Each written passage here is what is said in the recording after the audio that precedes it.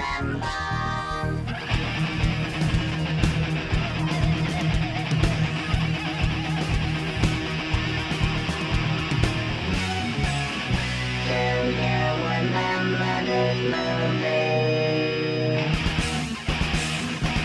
this TV show.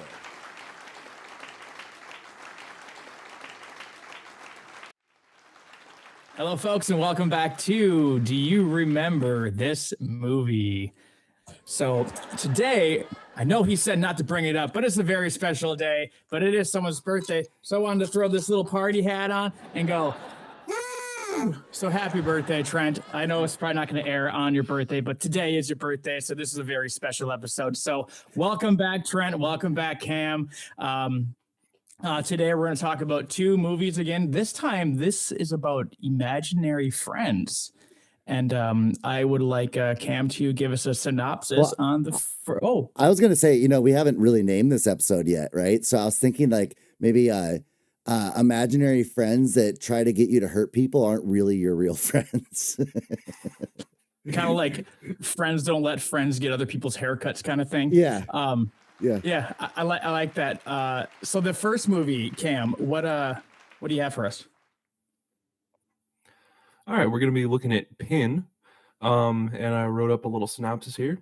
So the prosperous Linden family live in a very healthy household headed over by very stern Dr. Linden and his crazy wife. When their sheltered children, Leon and Ursula, begin to start inquiring about the birds and the bees, Dr. Linden uses his ventriloquist skills to bring a medical display dummy named Pin to life. Leon then stumbles upon Pin in a compromising situation, and that makes him scared of women.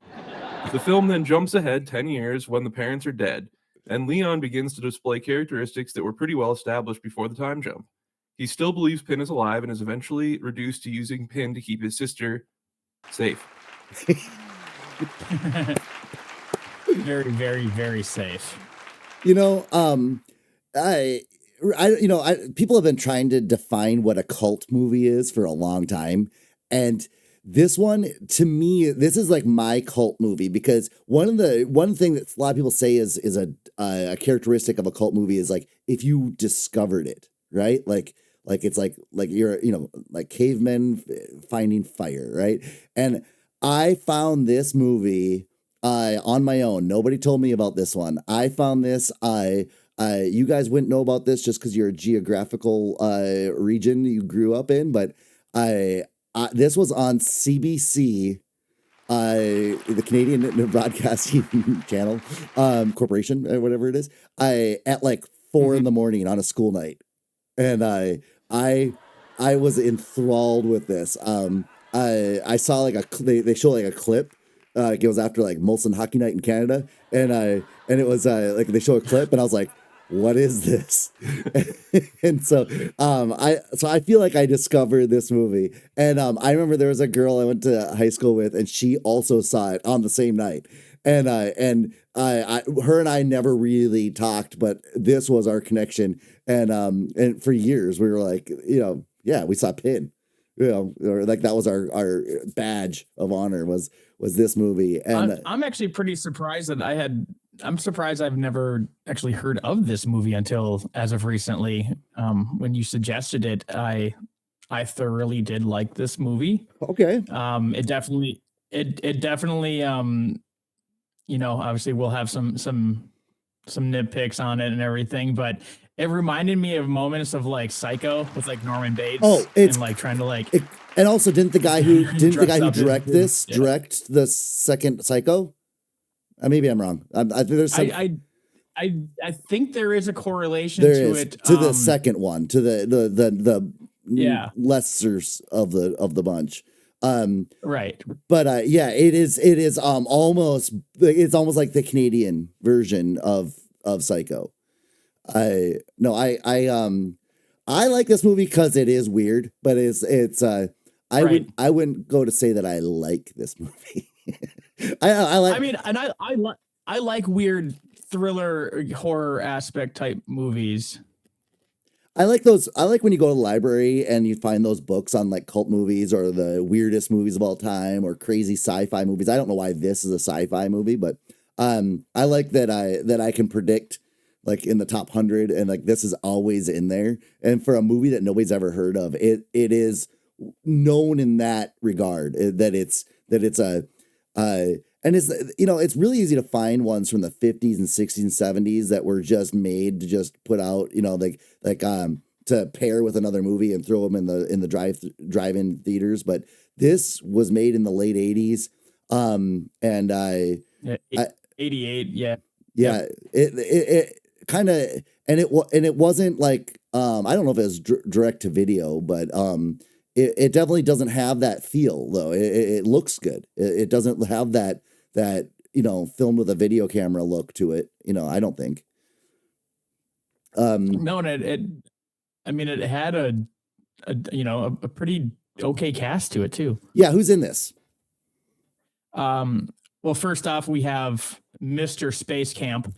Yeah. Harry O'Quinn is in this movie. He is such a prominent force in the things that we talk about. He keeps popping up. Yeah, well, and what is it? I think that's just a testament to his versatility. Well, he was all over the place back in Yeah, he had a good career back in the 80s and whatnot. Well, and also like he went right from this to like it went Space Camp, Pin, Young Guns, then Cutting Edge. I mean, this guy was he plateaued at the top is what I'm trying to get. Like and then eventually he just found himself lost. Yeah. He was in the show. Yeah, that was good. Also, Cynthia Preston. I don't know if she was the sister in this movie in Pin, but she's definitely known more for her role as the voice of Princess Zelda in the cartoon, in the 1989 cartoon Zelda. Yep. Do you want to bring up the voice yet, or do you want to wait on that? We can bring up the voice. I do see a little lag on you. I don't know if you have another window open. Sure. Yeah. I don't. I have everything closed, but I think I do have email open, so I could maybe just close that too. Yeah. Corey's in the depths of Wisconsin. Yeah. Where they, high speed internet is still a good 30, 40 years away. It's that big Amish lobby that keeps it out. They don't want it there. And they're also they have like cheese in the network. It's Swiss cheese. That's why there's holes. It's choppy. Sorry to pick on you, Corey. Okay, yeah, the voice is wonderful. Let's just talk about the voice before we get into this. So as Cam mentioned, this is about a how did you describe this thing? Like a biological model, would you say? Yeah, it's like the one that you have in the 4th grade classroom. Yeah, a little bit different than the one that I had in our 4th grade classroom. Yeah, because does yours have to have a towel to cover it? No. Okay. So the voice. So essentially, the father is like a ventriloquist and is voicing this thing, but they didn't use the father's voice, and I don't know why they did that, other than that maybe once it's Leon doing it, that you don't know maybe this thing is alive. Like I don't know if anybody firmly believed that, but that's the only reason for having a third party voice. And also maybe this person who did the voice was in the same room and they were able to react to it naturally and not have to insert it later. But yes, the voice is the famed Jonathan Banks, best known for his role in RoboCop. But more recently, probably Breaking Bad and the Better Call Saul series. He plays Michael Ehrmantraut. I didn't believe it at first, like when I was looking while I was watching the movie. I was looking at IMDb, and I did not believe that it was Jonathan Banks, and started thinking maybe that was a mistake. So then I started searching it even more, and then at the credits rolled and it said his name, and it doesn't sound like him. Oh, I think it does. All. Oh, I think it does. I think it absolutely does. Really? Yeah. Because he usually has like a really deeper voice from what I know. Well, he was younger. I mean, good 30 years, 20, Sure. 25 years younger. But what I think of, because when we watched it, they're saying the same thing. Is like, that's not him. Okay, I think his voice is pitched for one. I think it's pitched up just a hair because it sounds like a little metallic. But also, when you think of like Mike Ehrmantraut's scenes in Breaking Bad and especially Better Call Saul, when he is playing the innocent guy and he's talking to people, he's interacting with people, it's that voice that he's using. Like he's not using his scary, guy voice. All right, let's see some of these clips here. Clips. Take a look. So this is how the movie starts out. Creepy house, a lot like Psycho. There's somebody in the window. Yesterday we were here for over an hour. I think he's paralyzed. Paralyzed people move their head. Maybe he's dead. Sure, and they have him.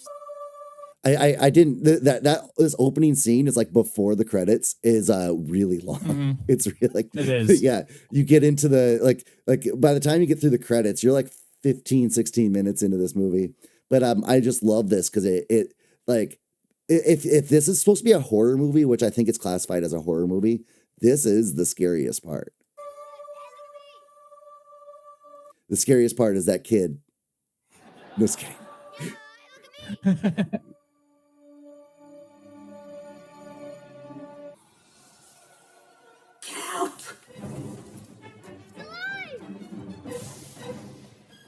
Anyway, that was scary to me. Like that because now you spend the rest of the movie going, how do we get here? Because then it goes right to like 15 years earlier, right? Almost as scary is this scene, that the kids can't make a mess. Like this is like if you wanted to part a bunch of movies together and make this, you can make this movie, right? So it's like part Psycho, part Mommy Dearest, right? I gotta say, I also made a comment during this scene because it felt really strange to me. Just all of it. I don't know the actor's name, but this young man who plays Leon at age 7 is also really known for a modern show. Cam, I thought you'd appreciate this. I don't know if you know who he is. I don't know. He's Glenn on Letterkenny. Really? Yeah. Like wow. Pastor Glenn. Or, yeah, that's crazy. Yeah. Wow. Yeah. So my God. So we got Zelda and Glenn on the or that's not her yet. No, never mind. I don't think this little girl went to do anything.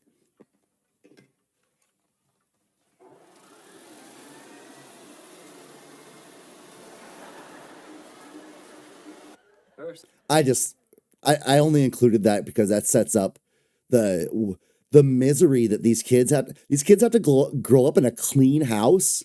How dare they?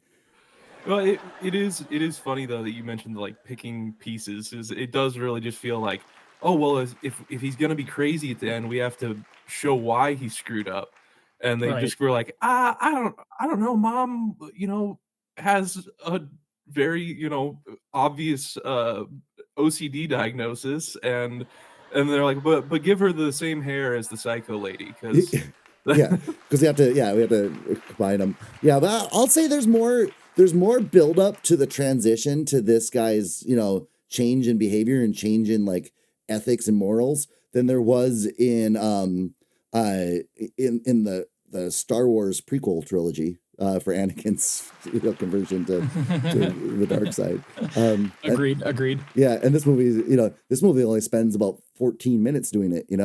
All right, so here we get to see for the very first time the amazing Terry O'Quinn. And again, I think this. Okay, so what they're doing is they have to do a challenge every night. An academical. I don't think that's a word. A challenge every night before bedtime, and so just to show you how ridiculously cruel. I mean, they might as well be poking them with hot pokers here. But I think the implication here is that Leon is singled out with a much harder task, but he's also older. So I guess I didn't feel that when I watched this. Can you count to 10 for me? 1, 2, 3, 4, 5, 6, 7, 8, 9, 10. That's good. And now, what shall we do with the schoolboy? How about counting backwards by sevens from 100? 100, 93, 86, That kid looks heavily medicated here, by the way. 79, 72.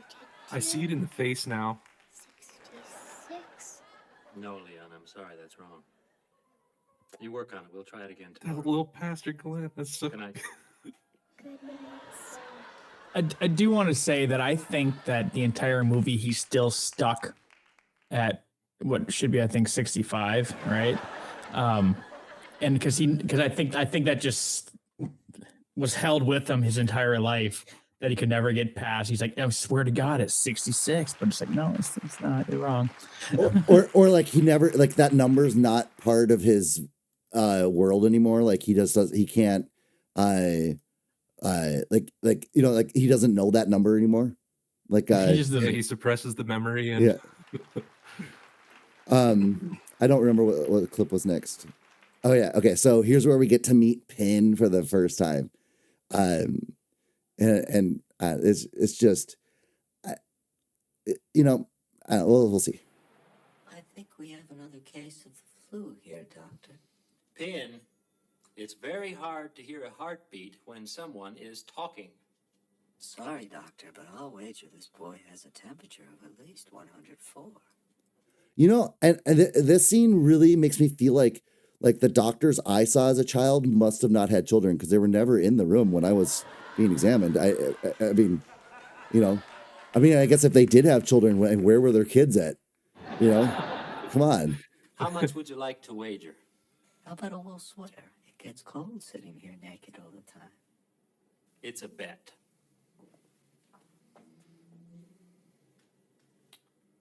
Oh, I'm afraid you're mistaken. 103.2. Would you like to look at it? It's not necessary, Doctor. I trust you. Well, Richie, Pin's right about one thing. It's the flu.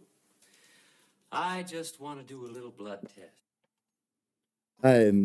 So No, Doctor. I think it's COVID.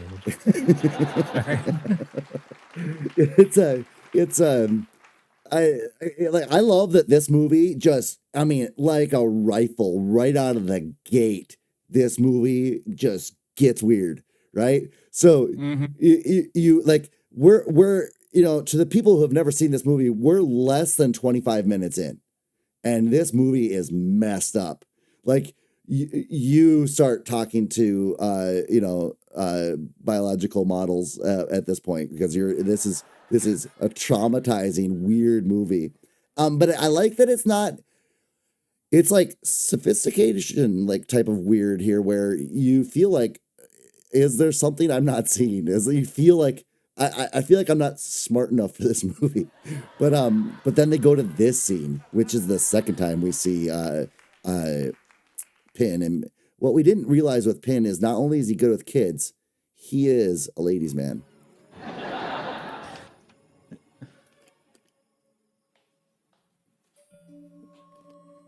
The movie just kept getting weirder and weirder. And I thought this was the mom on first view, but it's not.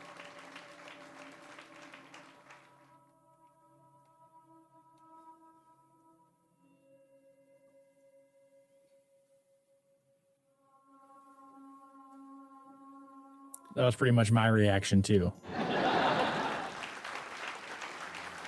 So that's the towel.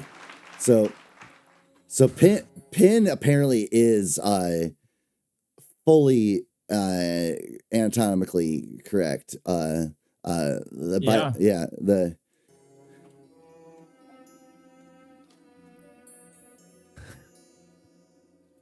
there were a handful of jokes happening when I was watching this with my buddy that we'll not share on the podcast. But yeah, definitely it was strange. It was strange. Well, and maybe that lady has a fetish for guys without skin. You know, I mean, we don't know. You know, I'm not gonna. Maybe. We're not here to kink shame, you know. But what's weird about this? What's weird about this though is that I was gonna pick up the music.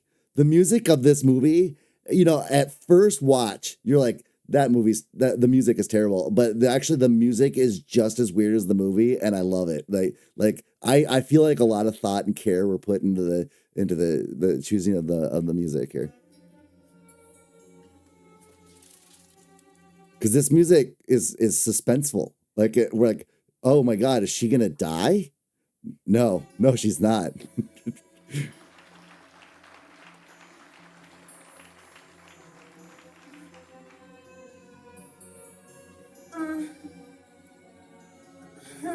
So he's he's like in like the pantry or closet or whatever, and he's like he was sneaking in to speak to Pin because he feels a connection there, not as much as the nurse does, but but he doesn't, he's not supposed to be in there, so he can't he's like stuck to watch this.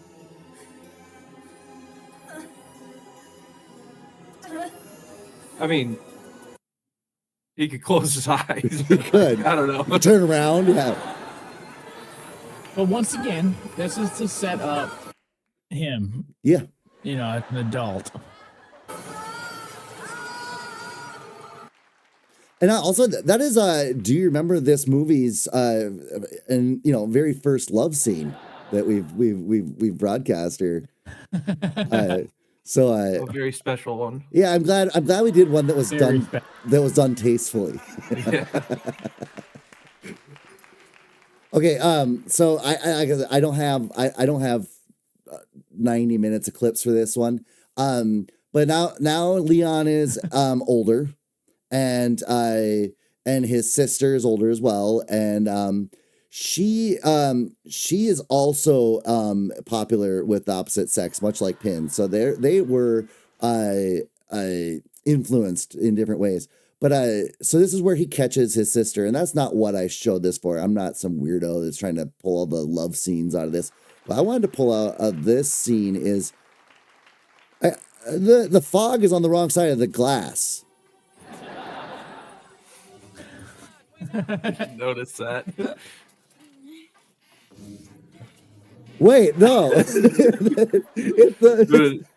Imagine the iconic scene from Titanic. It just the hand on the glass, and then just the fog stays. The fog's just still there. It's yeah. So maybe it's just really like musky or whatever, like in their town. You know, like I don't know. Maybe it's not the heat of the interior. It's the stagnant mist of the exterior. But I noticed that right away. And also, I did give them props for the choice of sounds, like for the music. But they use like those fake 80s punching sounds for his kicking sounds here.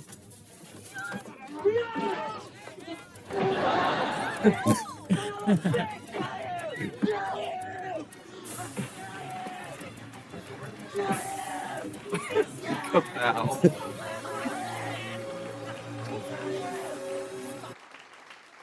Wait, They're like, wait. I ahead. don't think I noticed. Did he kick him in the crotch? He in did. that? He did. So the dude was just fully panted up in the car. Oh no, he kind of yeah, it's a little weird, but he does pull, like when he gets out of the car, he's pulling up a little bit. Okay. But I mean, okay, listen, you know how like in the Robert Downey Jr. Sherlock Holmes movies, how he knows exactly the precise ways, you know, places to hit because he's that in tune. Mm-hmm. Well, I would say that Leon is far more perfected on the biology of a grown man based on the who he chooses to spend his time with, you know. So anyway, he knew that would be the low blow that was necessary to end this as with the least amount of violence. All right, so because of that episode, Ursula, the sister, is pregnant. Zelda is pregnant, and she's they say she's only 15 here. I don't want to be timelines jump. Yeah.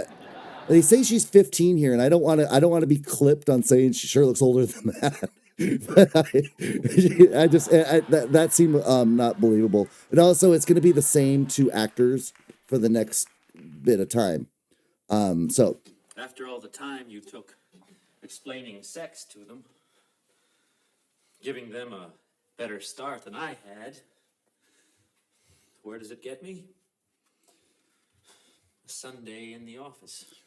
which I think that is such a giant guilt trip. Like, not you're pregnant, maybe your life's gonna change not in the right way. We're gonna have to do this abortion. However you feel about that, it's gonna be a thing you have to deal with. I mean, there's a lot going on, but listen, above all else, I'm not getting paid overtime here. This is my own practice, and I have to come in on a Sunday. Like, couldn't you have waited until business hours? I mean, but couldn't have the procedure waited till Monday? I mean, yeah. Anyways.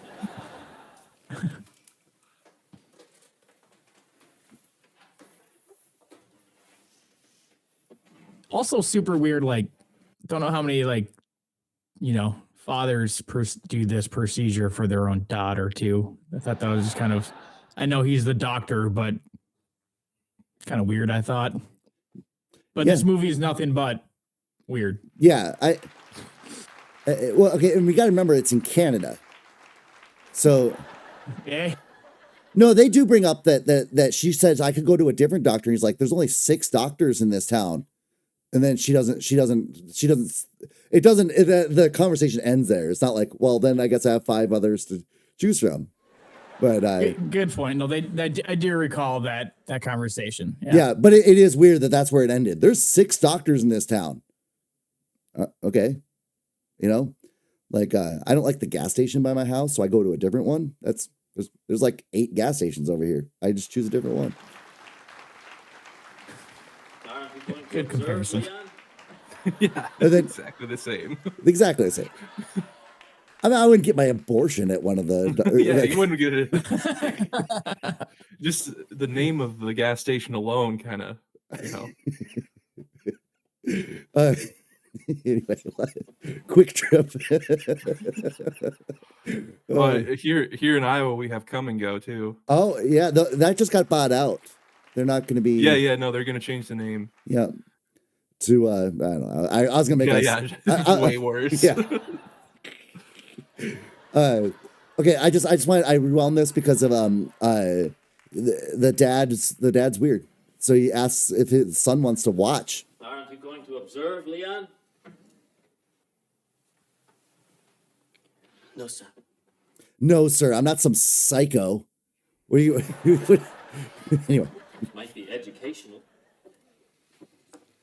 And Leon, as far as your mother's concerned, your sister is simply having menstrual problems. There's no point in upsetting her. She would just bring the vacuum over anyways. Oh.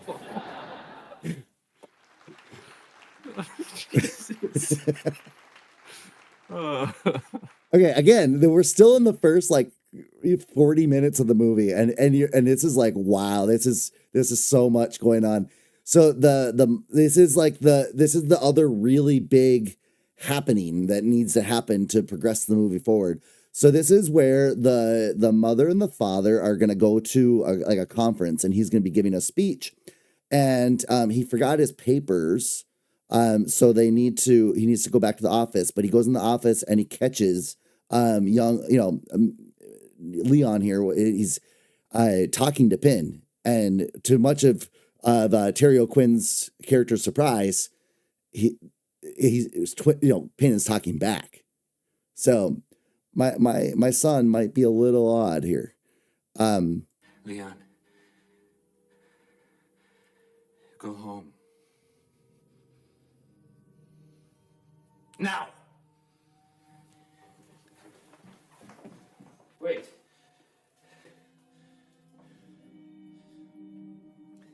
Your mother is sitting outside in the car. I don't want her to see you leave. It'll upset her as much as abortion would. It's weird that we do. So you got to keep things away. Same exact level of concern for. Yeah.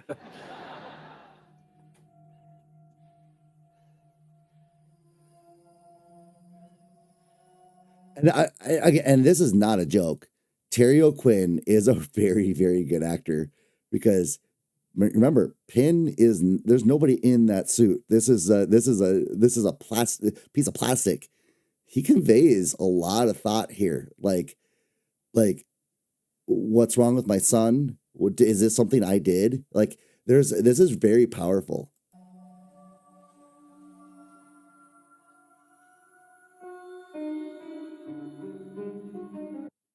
Anyway, kind of a neat scene.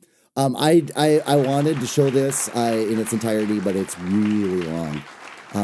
The whole car accident. I really wish they had like the chase music, the banjo and stuff on this part, but so they're racing against time here.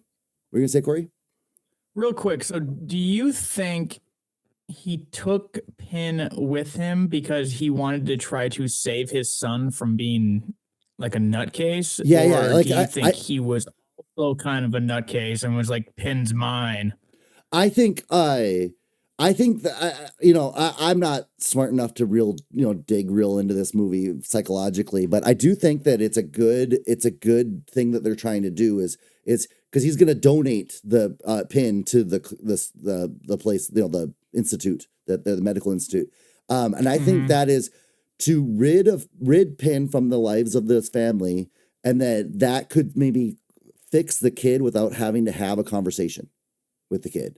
Right. Because I think he like realized like, okay, my son is an adult now or a young adult. He should know that that's not real. And it was me. But I think that's why we have you to would think it by now. Well, I think that's why we have to spare the mom from all of the drama as well, because the husband and wife, the parents here aren't able to resolve conflict, through any type of emotion. They just either vacuum or take the dollar away. Or make you count, that's just the count. Yeah. And I keep making fun of them for being Canadians, but they could be passive aggressive Minnesotans if they would have just changed some of the accents a little bit. Would you please slow down? Oh, God. Oh, It was the curve. Just relax. I am feeling nauseous. Can't you lie it down? Oh, I think I missed it. So Pin was laying down in the back with a jacket over him, and he sits up, and it comes off. I'm driving. You lie it down. Can't touch it. Just relax. We'll be there soon. I'm not here to just make dirty jokes here, but the mom says I can't touch it. She knows. This clean freak knows exactly where this piece of plastic has been. Yeah.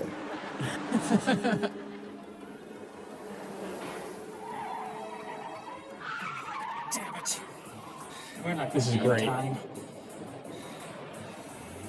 I would prefer to get there late.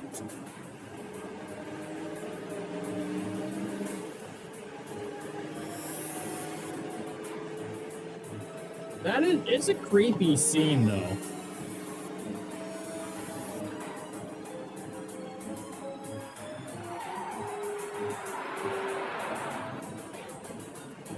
Just all of it. Driving my thing around.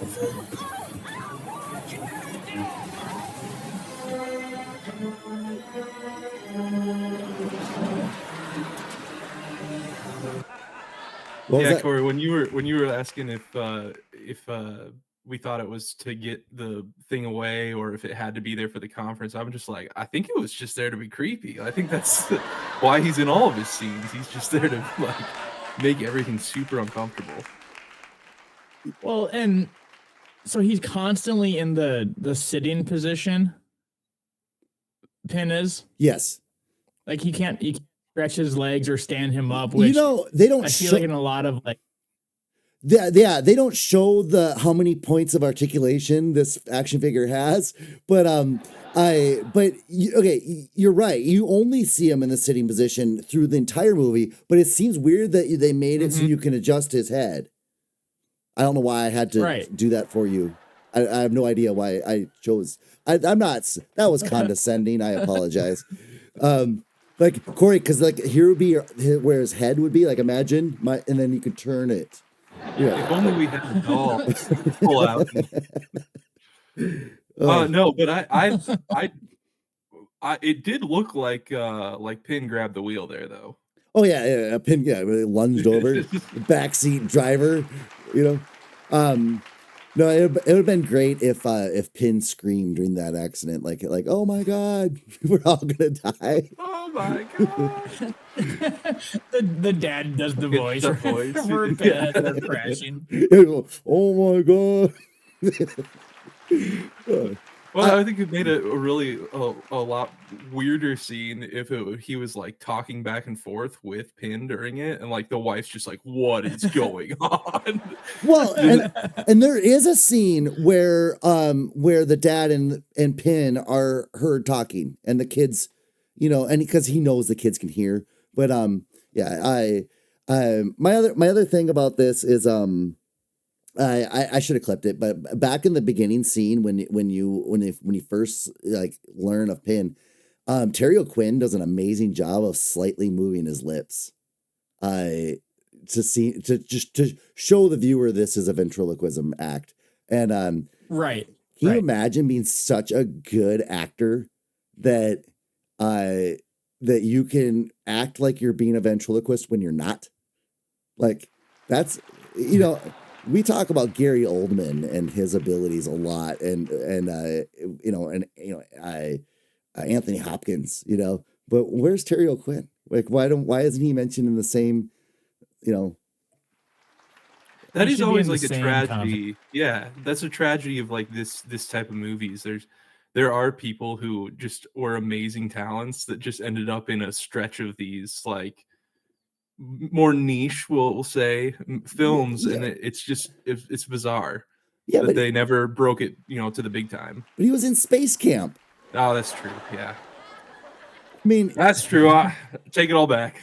He was in Space Camp. Like he's the one who notices that the young girl is doing Morse code. You feel that. You feel that in your bones. He's like, the lights are blinking. You just know that, you know what? Those lights are in fact blinking. And I felt that.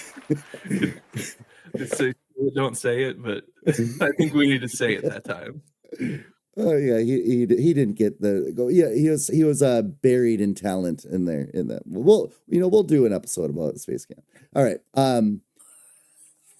And this part's creepy too, because this is where you as the viewer have to decide, is this Leon or is Pin a force to be reckoned with?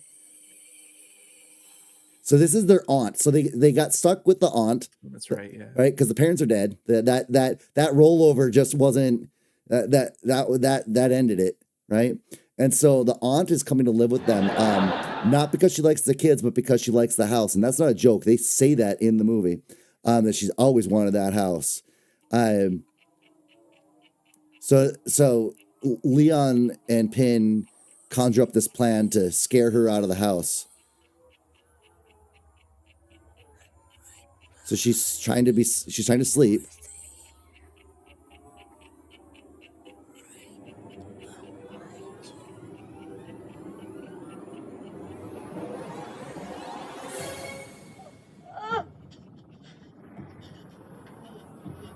And what we don't see because we wanted to keep the rating down, he's not wearing the towel.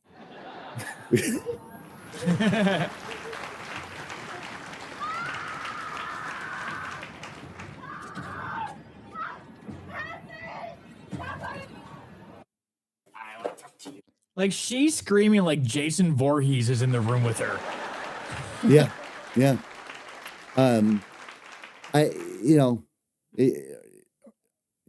She doesn't know what he's capable of, he possibly just killed their parents.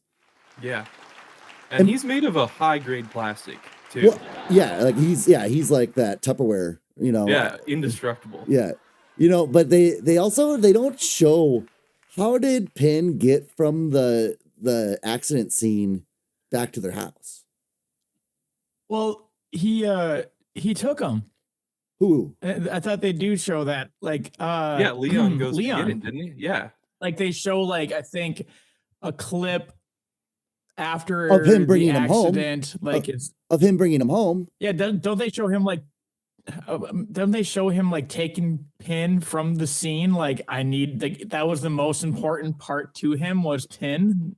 I don't think that they would. Maybe I'm going crazy. Maybe I don't think they would let a 17-year-old see the accident scene of their parents. No, but I even Corey, I don't remember that either. But I do remember him bringing it in the implication house. when he's bringing it home, like the is that what I'm implication thinking is of? that Okay. yeah, like he must have gone and got it, like whether that was from the institute or from the police or whatever. But yeah, Leon definitely was the one who was like, it's got to come back. Well, and it Right. would have been a great scene if it was like him doing the ventriloquism, right, to the authorities, like like I want to go back. yeah, Leon is my friend. I want to. Can't I choose which home I live in? And then they go through like a custody battle. And yeah, anyway, okay. This and then. The movie kind of, I think it gets stale from here on out. I really do. Like it's like, okay, all of the real dramatic stuff happened, but this is my favorite moment in the movie. So he wants to show Ursula that he has a friend. He brought his friend home, and he's not. And she didn't want to eat with She didn't like that you could see all his organs all the time. So maybe he was born with it, or maybe it's Maybelline. How do you like it? I love it, Pin. I think it's terrific.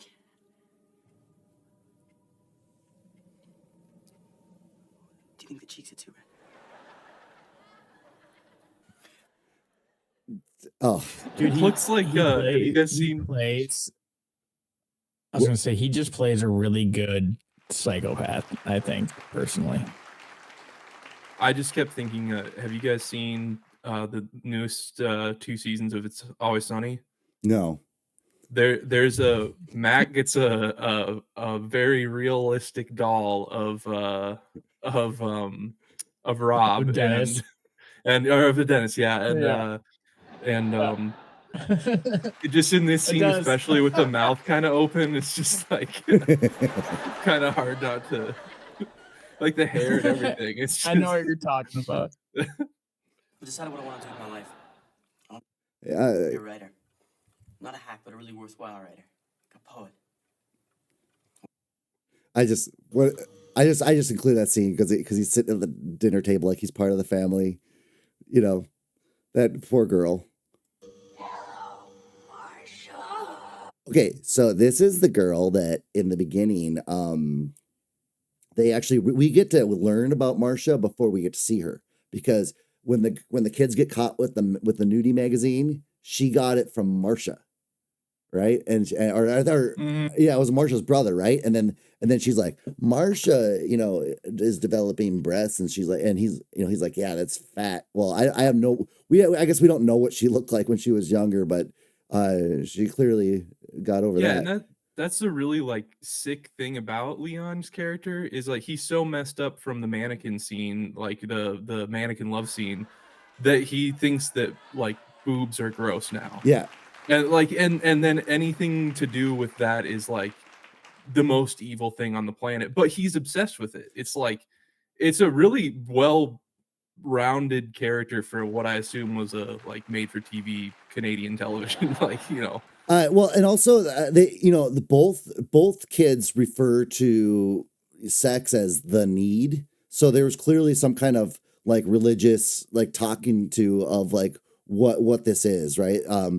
They're just poisoned from birth here. So this is Marcia. Marcia goes on dates with anybody, including Leon. Apparently, I just don't see the appeal for clearly Ursula was a popular gal, and this is her best friend. I don't know why she's slumming it with Leon. It just doesn't make sense. But they go to a movie and then they get back, and she has the need, and so he gets all weird and she wants to leave, and then he's locking her in the house.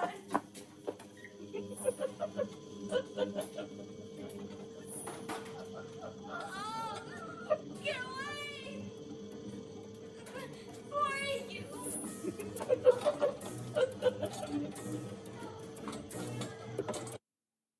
I don't at all believe that she can't get out of that house. I just do not believe in it. Like, twist a lock. I mean, you're competing against a guy in a wheelchair here. You're competing against an inanimate object in a wheelchair. I mean, she doesn't know that. The realistic makeup. It's very sells it. It almost looks like the makeup gun makeup. So okay, so then the Ursula has a boyfriend now, and he's a good dude. But Leon tries to kill him and actually blames it on Pin, and thinking that people are gonna believe him. That's how messed up he is. He's like, no, Pin did it, and she's like, come on. But then they found out that he's not actually dead. Like, he went and buried the body and everything, buried underneath the woodpile in the backyard. But he wasn't dead, so I guess he just gets to walk free. But here's the big reveal, and this brings us back to the beginning of the movie, is so she's visiting. He clearly has a caretaker now, and she's visiting Pin.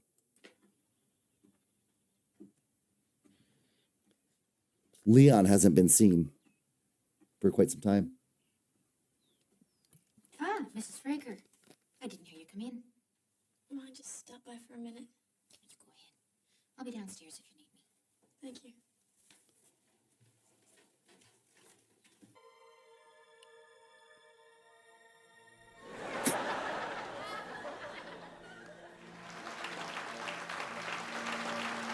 There's Pin. And so now he's just forever stuck inside a pin. So the question, I gave away the next movie here. Spoiler alert. So where's Pin? Under the pile of wood. Yeah, No, it's very weird. yeah. Where's Pin or where's Liam? Well, yeah. It's so that was Pin, and like I said, I love that. I like, for myself, I discovered that movie for myself. Nobody had to tell me about it. I didn't have to read about it. I found that movie. I stumbled on that movie like it was meant to be, and so I think Corey mentioned a couple episodes ago that I have a lot more nostalgia than you guys do for these films, and this does take me back to a place it was like 7th grade, and I saw this on CBC. But I'm a type of person that thinks everything happens for a reason. And years ago, you were meant to see that movie to tell me about it 30 years later, or however long later it was. Well, yeah, and that's all right. So we'll hold off on ratings till later, but any final thoughts about this one? Yeah, did I miss why is he called Pin? Yeah, we don't know.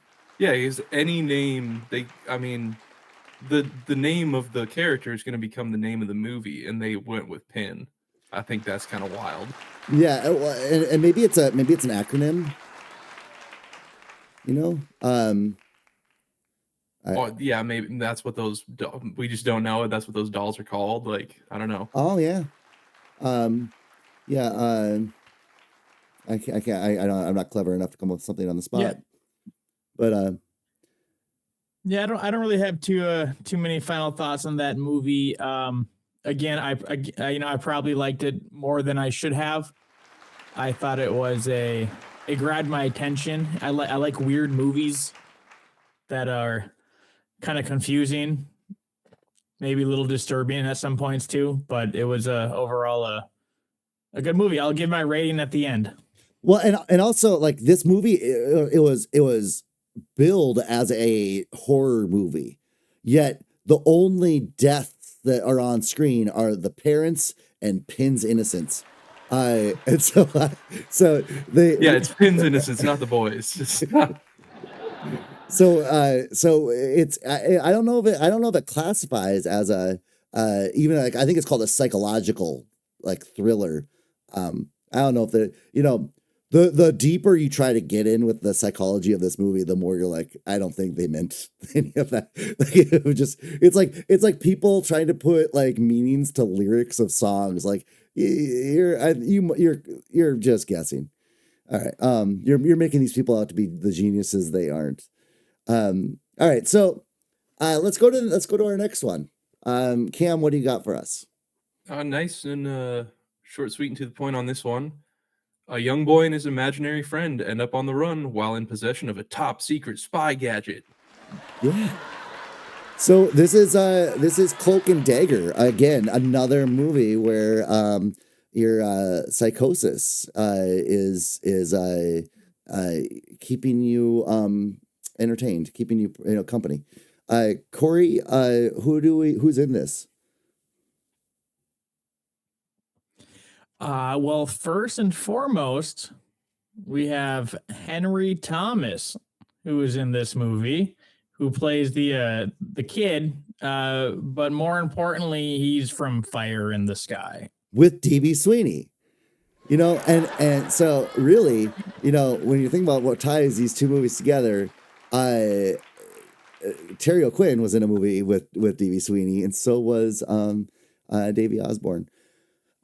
So real quick about Davy Osborne, if you're like, I really thought you were going to go with Space Camp. Okay, so Henry Thomas was in a movie, a Steven Spielberg movie called E.T., right? And Steven Spielberg also made another series of movies called Back to the Future, starring Leah Thompson, who was also in Space Camp. So really, it's not that many levels of connection here. But my back to the ET thing. So this could also be considered an Atari commercial movie. This movie is heavily reliant on an Atari game cartridge. I am very concerned with the idea that Atari would be okay with another movie representing its product, also starring the same kid from the movie that just almost like thwarted not just your business but the entire video game business. For those that don't know, there was an E.T. movie that was rushed to delivery, right? And Henry Thomas was a big part of E.T. It wasn't really part of the game, but still, like there's too many similarities. But that game is the biggest failure in video game history, right? And there's many documentaries about it, and they're all hilarious because they what happened is they rushed this game out to get it by Christmas. And it wasn't very good. And so people returned games. That was back before GameStop, and their Nazi rules, right? So people are just bringing the games back to Sears and Montgomery Ward and demanding their money back. And so all these copies of E.T. went unsold. And it was a legend. It was an urban legend for decades that these unsold copies were buried in the desert somewhere. And then there's documentaries to prove that was true. And there's a great documentary that was on Netflix for a minute that where they unearthed the copies of E.T. Anyway, why would Atari? I mean, I feel like they're Take just another crack at it. Yeah, they just playing with fire. Absolutely. And also, the difference here is that this game was already made. It's called Cloak and Dagger in the movie, but it's it was actually a game called Agent X that they just rebranded. But anyway, my quick summary of this movie is this was my childhood. I remember this movie, and I remember that I thought that this was so well done because it showed that kids aren't just dumb. They're just stupid, this kid outsmarts adults, right? And that's cool. But watching it now, this is not like your typical kids movie. This isn't Home Alone, right? This isn't like silly pranks and these people die in this movie. Actually two, at the other end of this kid's gun at one point. So this movie is super serious. And they play it out to be kind of, silly, but it's this is I don't know. I've seen less deaths in a James Bond movie, which is kind of, all right. So we start off our movie with and we kind of blur the lines between the Atari game and the role-playing game at the beginning of the movie, and then the role-playing game is never mentioned again. And if you want to talk about stardom here, years before he did Spider-Man, even years before he was born. Tom Holland wrote the screenplay for this movie, and that is just impressive. If you're not impressed, you're just a hater. So this is our main character here, Jack Flack. He is the main character of the Cloak and Dagger games.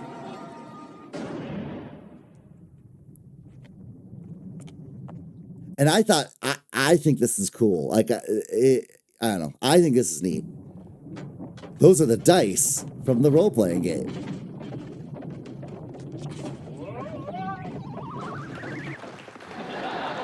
And I love the sound effect of the because now you know this is a child's movie. This is made for 10 to 15-year-olds, and but yet we're gonna see some death here. Actually we see some death right away. So here is our main hero, and I wish this scene was different. The movie would be so much better if this scene was different, because what's weird about this scene is he doesn't know who this guy is. The guy doesn't know who the kid is, but it's an extreme coincidence that this kid's favorite game is Cloak and Dagger, and then that's what this guy has hid the plans on.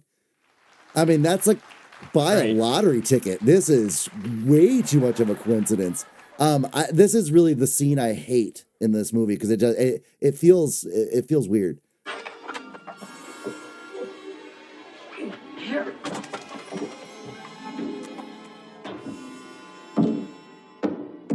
Whatever happens, don't let them get it. Tell the FBI one name. 329. Run! Oh, and one squib shoots blood and one doesn't. There, I don't know if you guys caught that. That music that was happening in the background when he was handing it to him reminded me of like Ghostbusters. I'm gonna show the squibs again here. I didn't go and read about this, but I've seen this in other movies where I've gone in and read about it. Like, there's only so much blood can be shown on screen before it gets into an R rating. So apparently this was right on the cusp. So only one of the 3 shots gets blood. Run!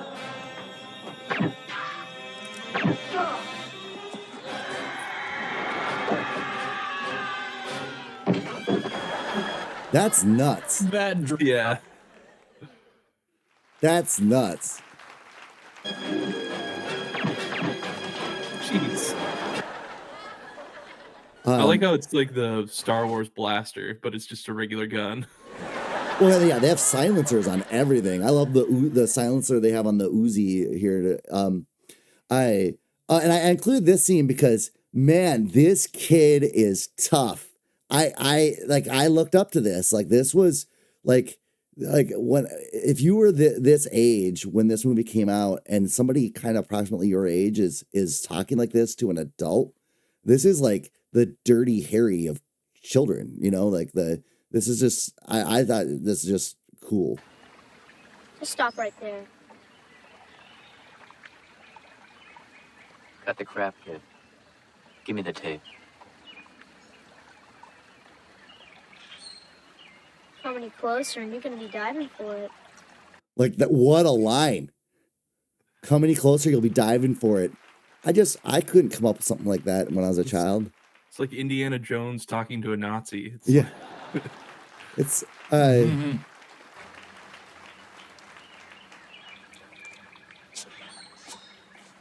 Oh, and that little girl, I looked her up. She's never been in anything else, but she's great.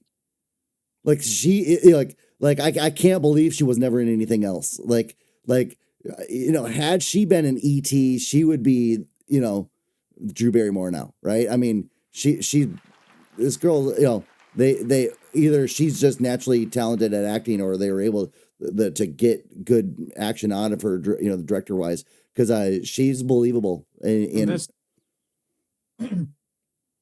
Say this whole scene, like the little like body language with like the head nods are so great between like hold the little girl over the edge, okay, let her go, without using any words. Yeah, they're in sync, not the band.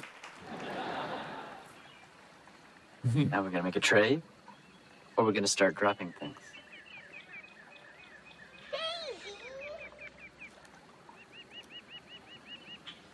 This is stressful. And then this is a kids movie with children making the decisions.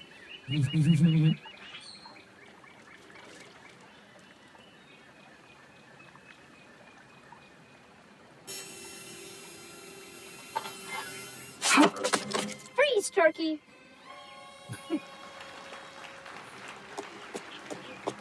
Take my advice, don't follow us. Dang. Otherwise I'll have to use this. Little punk. What? Boy, am I glad to see you.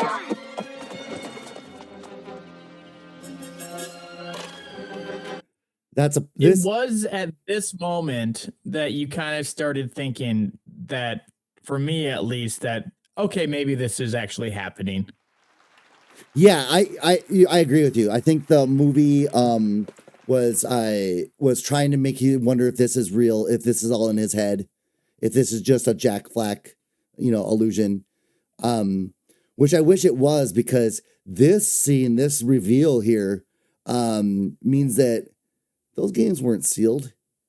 That nerd had opened up these boxes and put his store's seal on there.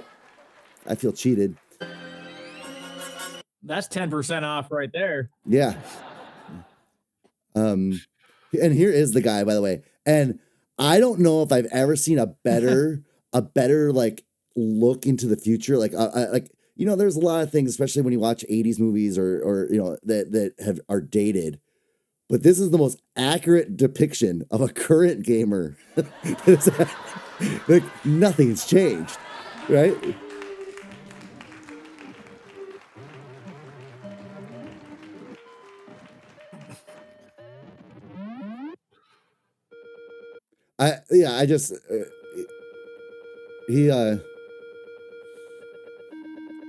If only they somehow could have put that he's posting on Reddit on another screen. Yeah, or just like a big bottle of Baja Blast or something.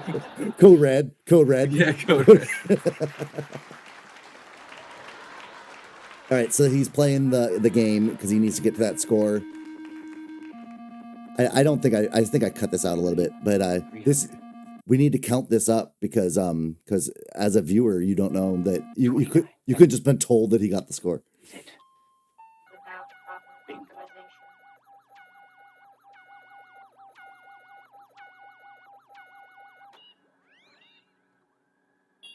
And I looked this up.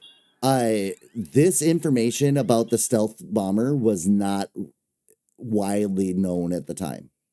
Not that this They actually leaked it. not that it was leaked in this, but like at the time of this release, this would have been surprising to people, right? And then some of the information about like how it's of an invisible jet, how it has cloaking. Some of that is actual words that were not used to describe the jet at the time, but now it is with that kind of technology because of this movie. What year was this movie? 84. Okay, so there was pretty good odds that like someone at the Kremlin was watching this and was like, "They have what? The American nerd has access." They have Atari. They have a. Yeah, he's more just shocked about the Atari. Said I'd be right there. And as somebody who worked in retail for a very long time, I definitely appreciate this character's willingness to just leave the front unmanned and you can go back and do nothing. And then he dies. Did he say what this? And okay, I love these people. These people are the best bad guys probably in this era. They're extremely believable. They're extremely conniving. I just love this. So I wanted to give this show this scene because this is almost the only scene in the movie which is kind of kid like where we haven't gotten a lot of resources from the movie to start to put together some kind of mystery that we can solve. And usually with kids movies we have to make them pretty point blank, but I just love the reveal. 2 fingers missing. May I see the tape, Davy? Sure. Yeah. Something wrong, Davy? By the way, the couple that we're in, the bad guy couple, they're actually married, and they're the voices of like every old people from any cartoon movie from like 1975, 1985. They're always the old couple. Do you voices. think they're still alive? They're not. They're not. They were on their way to a medical convention with their and it was the Curves, and all right. So here's what's kind of neat about this scene is this feels like the end scene, right? Like when you're watching this for the very first time, this feels like the absolute end, right? So and it's not. But this kid has to make a choice. It's either him or me, and he's being urged by his imaginary friend Jack Flack, which we haven't talked about the dad yet, but the dad is also the same. They're both played by Dabney Coleman, and the dad is disapproving of all of this. He doesn't think it's okay that his son speaks to an imaginary friend. He's much more confrontational than Leon's parents were in the other movie. And he actually takes away all of his things. But it's interesting. It's an interesting psychology idea that his imaginary friend is his kind of aloof dad, right? I mean, you could go to college just a semester just on that whole ideal that your father is the very thing that you imagine to be your companion. But at this point in the movie, he's growing out of this. And I think that's a neat part of this movie is that he does mature out of this. And the fastest way to mature your child is have them murder people. So, But I want to shoot you. Kill him. This guy's a jerk. Kill him. All right, I'll show you what a real hero would do. Watch this. Just get my shield here, okay? Oh, Agent X will bounce the bullets right back at him. Come on. Come on, turkey, shoot. Come on. Right here. Hit me. Pull it, trigger. Jack, go!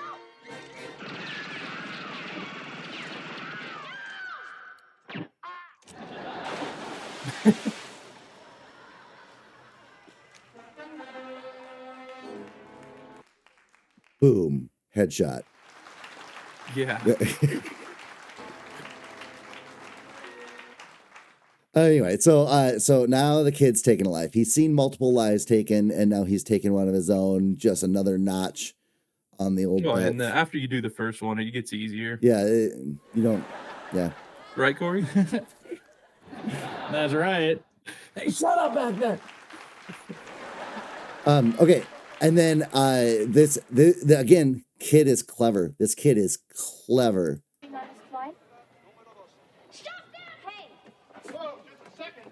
Oh, so I guess so. At this point in the movie, they have the game. And by the way, okay, I forgot to mention this. I feel like they must have consulted some more like experts during the second half of the movie than they did in the first. I didn't clip it, but just take my word for it. They refer to the Atari game as a tape for the first half of the movie, and then really at this point on, they refer to it as a cartridge.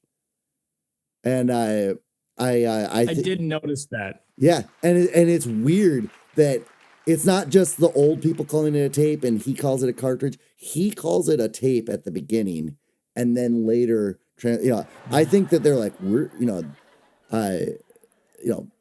got the ET kid. Well, this movie might be something big, and they're like, you shouldn't be calling it a tape. It's clearly a cartridge, you fools.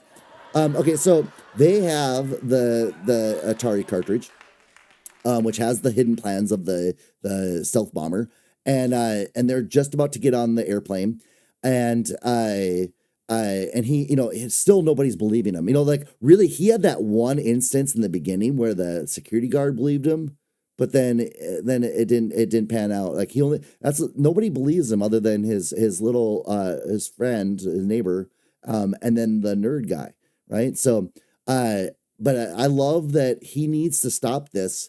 And also I must also bring up that from the nerd guy at the video game store, he had these walkie-talkies, and they apparently are just amazing because they can go miles and miles and miles of that just wasn't available in that era.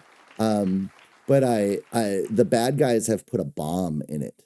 And so that wasn't as clear I think when I was a kid as it is now. I mean, it's pretty pointed out now, but I don't think I understood that you could just make a bomb and put it in a walkie-talkie. I'm sorry, son. You just have to go around and wait your turn. Who you with anyway? Mom, Dad, please don't leave me. Clever kid. Very Hey, clever. folks. Just a minute there, folks. Would you mind coming back there, please? Plane's already boarding. It'll wait. Let's get this straightened out first. It'll wait. Has anybody who made this movie ever been to an airport? Look inside the bag over there, and you'll find one of my game cartridges. Cloak Dagger.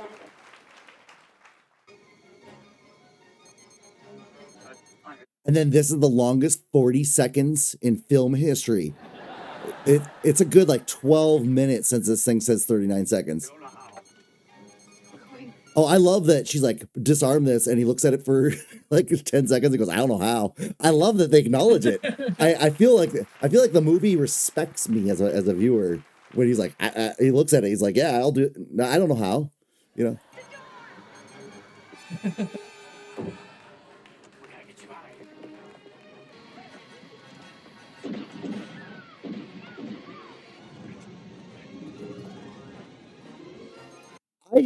I think I could shoot a door handle from 6 inches away. I think I could hit it. I'm only 15 seconds left. I cut a lot out of this.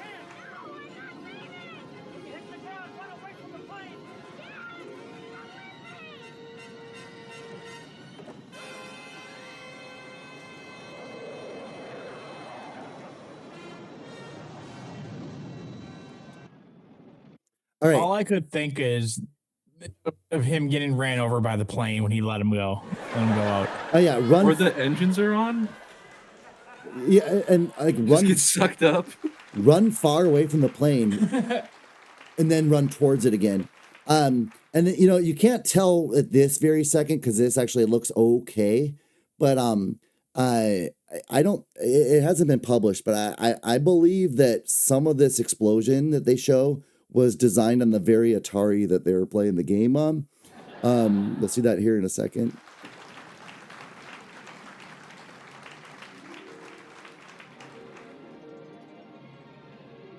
I love this. This is so clever because it looks like Jack Flack with the beret.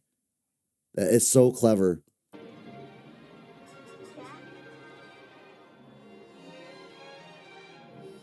Look at that. Look at that high res explosion.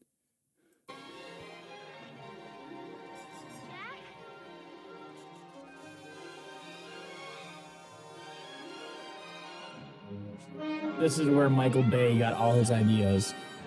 Yeah, the running, walking away. Oh, look how it's in slow motion now.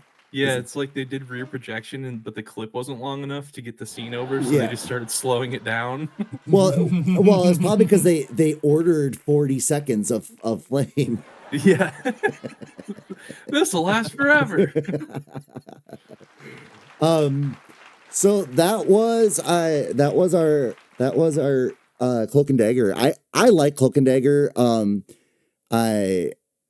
Like I said, it doesn't seem to get the recognition that other movies of that time get, but it's right up there. It's right up there with the Goonies and E.T. and the. So I didn't get a chance to watch it. How did you guys find it out there? Where is it available? I don't think it was available. I think I had to make that available. I think I had to share my copy with Corey. Yeah. Yeah, I was able to watch it. The copy he sent me. Gotcha. I'll tell you, I have a DVD. I don't know if it's it's not. It's pointless to go and get it. You can people can trust me on. But you can buy a double disc. That's what I was gonna say. Cloak and Dagger that comes with 10 movies, and that's what I have. And it has The Wizard, and it has that's the only 2 good movies, and they're actually on the same disc. But what's some of the other movies that are in that set? Well, I just saw the 2. It was a double feature, it said. Oh no, I have the one. It's like 10 movies, and it has what's that Burt Reynolds movie where he's a cop and he has and there's a kid. I think like Cop Kid. I don't know what it's called. Cop Dad. I don't remember that movie. Yeah, or that TV show. No, that's terrible. It's like one of the ones you buy in the bin at Walmart for like $2.97. Oh my gosh, I love those bins. Like the one at Menards. Yeah. Like, well, how did this end up in Menards? I tell you, I get a lot of movies from Menards, especially when you can fill up the bag and you get 15% off. Like, that's just being smart with your money. Is to invest into a 20-year-old medium that has died just to get this stupid movie that you can't find on streaming. So all right, are we ready for rankings? Or does anybody else have anything for this one? Yeah. Oh yeah, I'm ready to go with the rankings. I don't have anything else for this one. Just Cam, if you get a chance to watch it, definitely take the time to watch it. I liked it. Okay. Well, and you're kind of a gamer and like role playing gamer as well, and so I think you're the audience that they were searching, and you like shooting people. Yeah. Yeah. And when I have my beard out, I look just like that nerd. Well, and also you love elderly people that are part of an espionage terrorist attack that are missing fingers. Like it's oddly specific to the things you enjoy. It just caters to all of them. Okay. Are we doing we're doing Cloak and Dagger first? Rankings? Yeah. Sure. I'm gonna give Cloak and Dagger. You can go. No, yeah, go ahead. I know I have a horrible leg. I apologize. Go ahead. I would give Cloak and Dagger. Did you say the other day that we can't give half scores? Did you say that wasn't a thing we can do? I mean, on IMDb, we cannot select half scores, but I mean, you can. I mean, we can do whatever we want. This is our channel. Yeah, I would give it like a 6.5.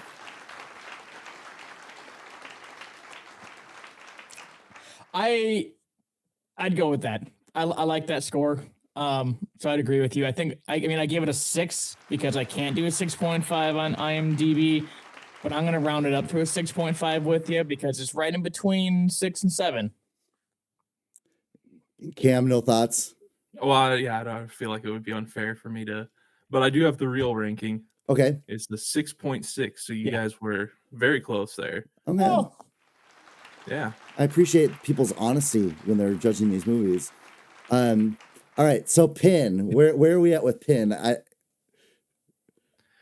I'll let Cam go first on. Yeah, so I'm sitting here thinking about ranking this movie, and it's really hard to do because it's entertaining and it's weird and it's got some cool like just production, tricks and things like that, but it's so uncomfortable. It's just so awful to like keep your eyes on for that long that I'm gonna have to go with like a 5. Just middle of the road because it's entertaining, but good lord, just the anxiety spikes. It's just like, oh man, what am I doing? I would say the first time No, Go I'm ahead. sorry. Yeah, that horrible leg. I apologize. No, it's not the easiest movie to watch. And you give it a 5. Not to interrupt you, Trent, but I'll throw mine out there. I mean, I give it a 6. I give it one higher ranking than a 5. What a so I give it a 6. What a one-upper. You're like the next guy in right. The Price is Right. 6. Oh my god. Worst kind of person. Oh yeah, so I'll say like the day I watched it, I would have given it an 8. On future viewings, I would give it a 4. That's fair. What does the IMDb say? 6.5. Wow. Again, over the top was a 5.8. Like what? And that's objectively the best movie we've watched so far. I get that there's never going to be. Okay, so people are like, wait, you said you liked that. You just said you liked Cloak and Dagger and you gave it a 6.5. Like, why didn't you give it a 10? Because there's no such thing as a 10. A 9 is going to be like Empire Strikes Back, right? I don't know what would be between 7 and 9. It would really take a special movie, but I just don't know how somebody could realistically watch Pin and be like, you know what, this is just better. This is just better than. I'm speechless. Well, Pin 2 was even better than Pin. Wait, there's a Pin 2? No, I'm just kidding. I'm kidding. Oh my gosh. That would be so great. Like I'll tell you how it would go in my head. Okay, would be so the movie would start with the last scene from the previous movie, which I'm always a big fan of. Last time on Pin, and it would show the scene of creepy Leon as Pin now, but they would show the dumpster, and Pin's legs are just sticking out of it. And some goofy kid drives by on his bike and is like, is that somebody's leg? And he pulls it out and then it's talking. Right? And then he brings him home to a completely different house. This house is just nasty. They don't even own a vacuum cleaner. The sister, the 15-year-old sister has like 30 kids. Anyway, never mind. It's just Bizarro World Pin. Pin has like an Italian accent now. The kid's name is Noel.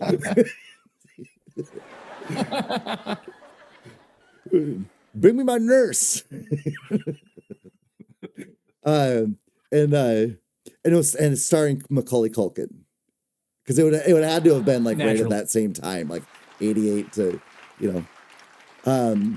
yeah, it'd be nice to see Pin make a cameo in another movie. I would like to know where Pin is now, like where, I mean, not in the storyline, but like where is that prop?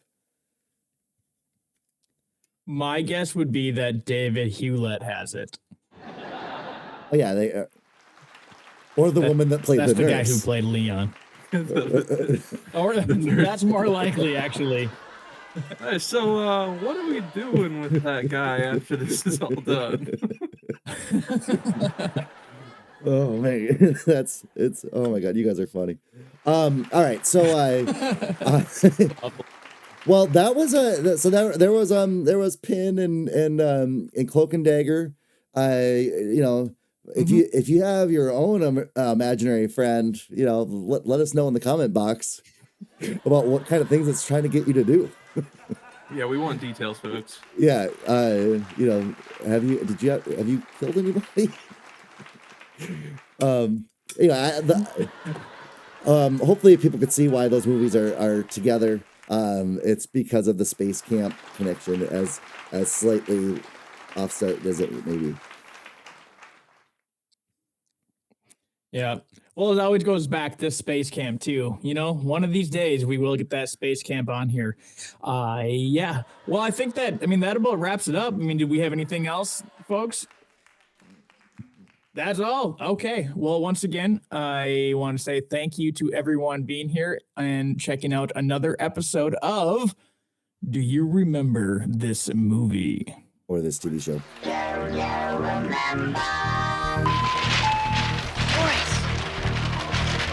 Thank you. Where's my Twinkies?